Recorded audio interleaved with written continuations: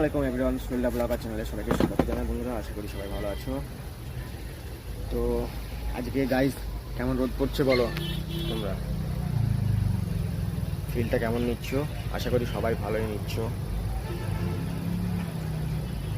তো আমিও নিচ্ছি দোকানে বসে বসে, এই যে এই ছোট্ট ফ্যানটা চালিয়ে অনুভূতিটা নিচ্ছি গরমের।